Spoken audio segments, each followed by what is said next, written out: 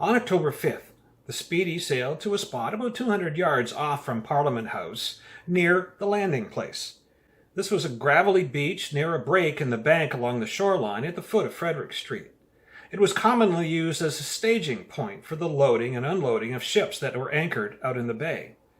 The shoreline of the bay was shallow and marshy, so this spot was important as an access point at the east end of town.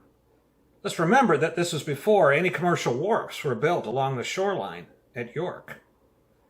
The location of the landing place was convenient because it was close to the homes of the majority of people who were boarding the Speedy on that day.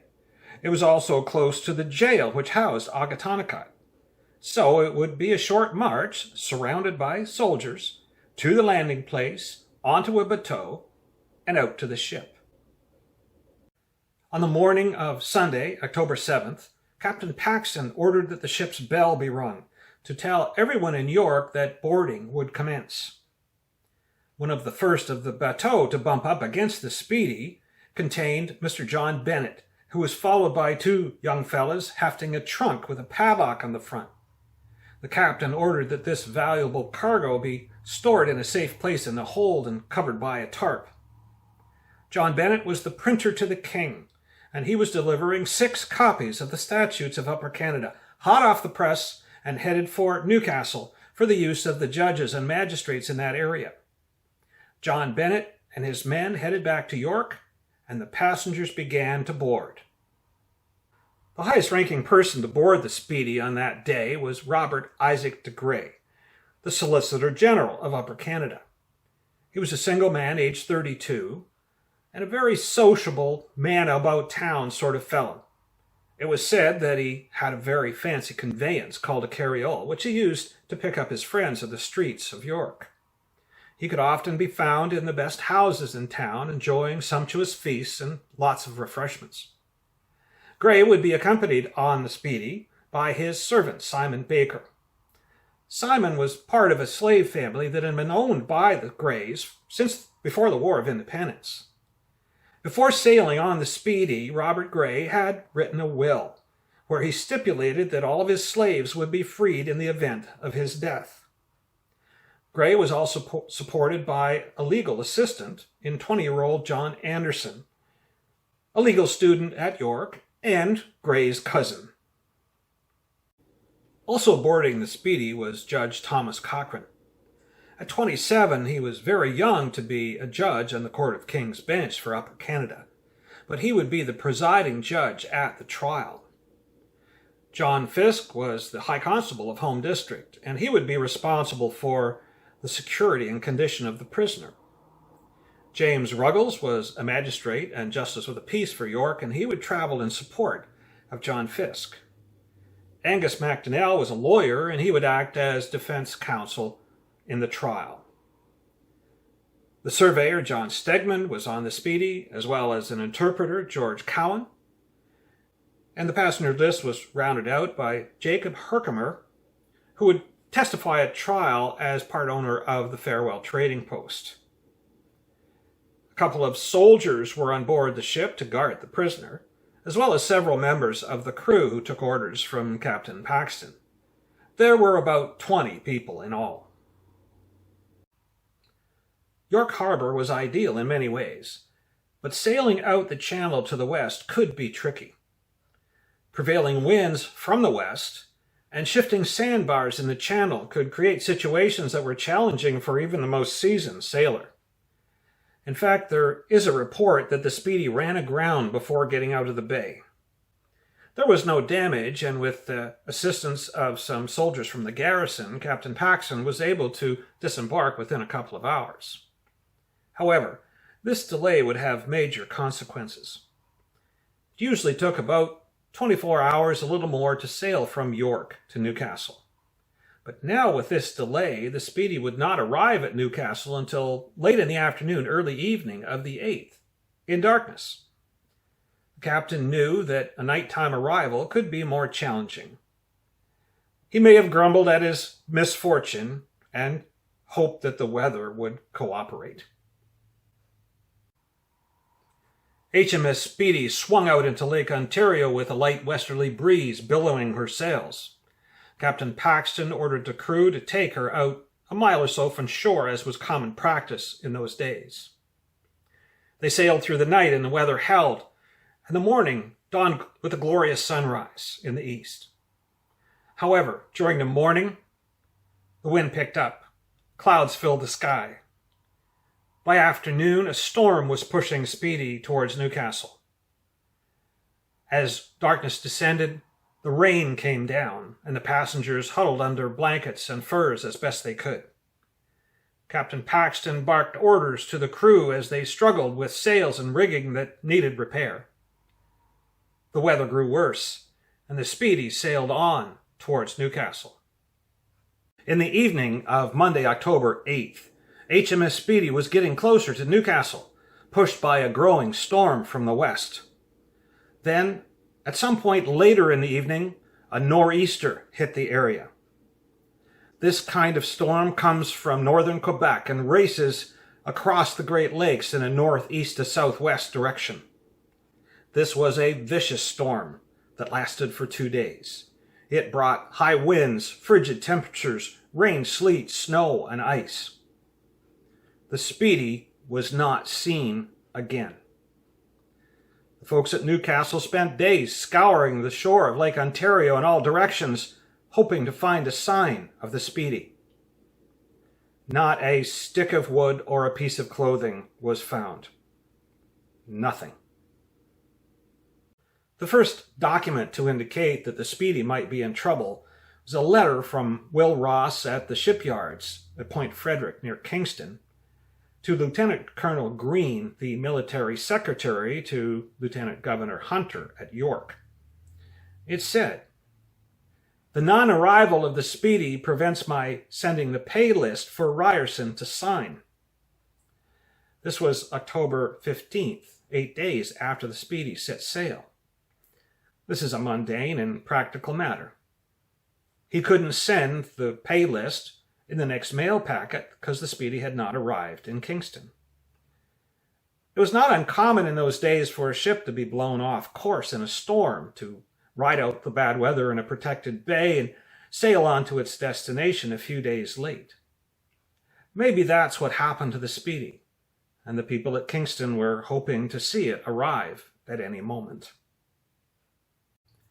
Then, on the 19th, Lieutenant Colonel John Vincent, commander at Fort George at the Niagara River, sent a letter to York reporting that he had word of articles from a ship being found about 40 miles east of there on the American shore near a place called Oak Orchard Creek.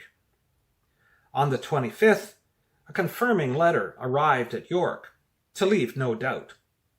The final proof said the name of Paxton was on the lantern of the binnacle. The binnacle is a wooden stand near the wheel of the ship where navigational instruments are attached for the convenience of the captain. Normally there was a lantern attached to the binnacle, and the captain would often engrave the lantern with his name. This confirmed what everyone feared.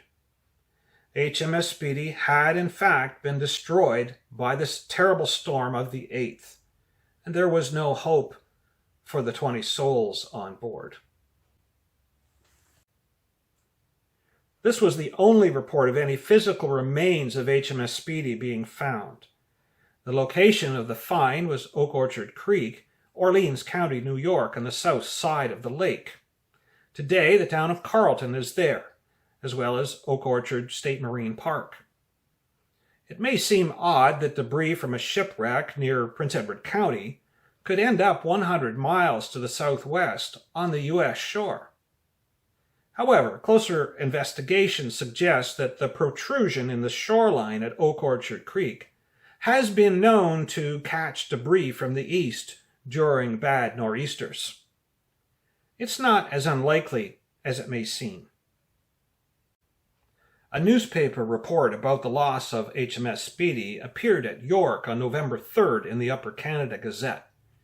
The most interesting part of that report is the last paragraph, which reads, It is somewhat remarkable that this is the third or fourth accident of a similar nature within these few years, the cause of which appears worthy the attention and investigation of persons conversant in the art of shipbuilding.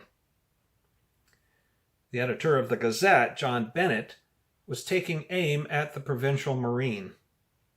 It was widely thought that this organization was badly managed, chronically unfunded, and needed major change. Criticism like this would not be welcome in a British colony. We might expect that Lieutenant Governor Hunter would suggest that someone should have a little talk with Mr. Bennett. In 1804, freedom of the press was a precarious dream. The loss of HMS Speedy was a terrible disaster for York and Upper Canada.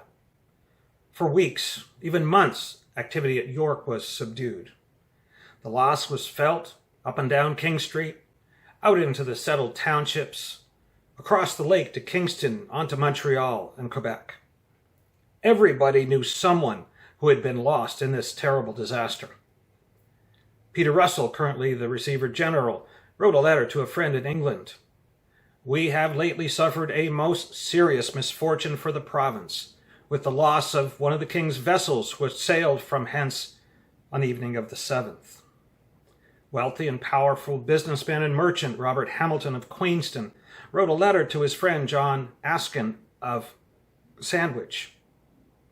The late very heavy misfortune that has befallen our society has filled us all with grief and sent mourning into every district of the province." Even before the mourning abated, the lawyers got to work. The estate of lawyer Angus MacNell was complicated by a list of notes due to him from friends and associates. It seems that he was in the habit of loaning small amounts of money on an alarming scale. Unfortunately, almost all of these notes were deemed uncollectible. The estate of Robert Gray would also be complicated. He owned property in York and across the province. His household at York would be typical of a wealthy young man about town. There was an advertisement in the Upper Canada Gazette on May 18, 1805, giving notice of an auction sale for Mr. Gray, one of those drowned in the Speedy. It included items of household furniture, wearing apparel, and farming utensils. The lawyers and the real estate agents and the auctioneers would be busy in the months after the loss of HMS Speedy. The will that Robert Gray wrote before he sailed on the Speedy said, "I feel it a duty incumbent on me in consequence of the long and faithful services of Doreen, my black woman servant, rendered to my family, to release, manumit, and discharge her from the state of slavery in which she now is, and to give her and her children their freedom. John Baker, the brother of Simon, who was Robert Gray's servant and a fellow passenger on the Speedy, would inherit land in present-day Oshawa as a result of this will. John Baker would live in Cornwall into the 1870s and was known as one of the oldest people living in Ontario who had been freed as a slave in Upper Canada. On the other hand, slaves would still be bought and sold at York. Peter Russell would advertise in the Gazette in 1806. To be sold, a black woman named Peggy, age 45, and a black boy named Jupiter, her son, age 15. Obviously, Peter Russell was not going to free his slaves. The government of Upper Canada took steps to recover from the loss of the Speedy. 2 elections were held to fill the vacancies in the House of Assembly that were left by the deaths of Robert Gray and Angus MacDonnell. The statutes of Upper Canada would be printed again, and the magistrates in Newcastle District would get their copies, albeit a few months late. Then in March of 1805, legislation was passed to repeal the status of county town from Newcastle. The reason given was that the location of the county town was inconvenient. That's all, just inconvenient. A process was put in place by which a new location could be found in the townships of Haldimand or Hamilton. This supported the need to have the courthouse and jail located in the middle of the district. The magistrates of Newcastle District were given 2 years to accomplish this task. The full 2 years would pass before Asa Burnham of Amherst would donate land for a courthouse and jail. Very quickly, a building was built on the east side of Burnham, north of Elgin. This would be in the northwest corner of Coburg today. That building was replaced in 1831 by a much more elaborate courthouse and jail building just across Burnham Street. That would serve until court and jail services were moved into Victoria Hall in 1861. In effect, this is why Coburg is the county seat of Northumberland County today. At Newcastle, loss of county town status caused decline of the town. Property lost its value, and by the 1820s, the residents of Newcastle were feeling isolated and wanted to move to the mainland. The government would help with this process. Newcastle was moved to the north side of Presqu'île Bay, a peninsula called Freeman's Point. Then in the 1840s, due to duplication in the postal system, the name of the village would be changed from Newcastle to Gosport.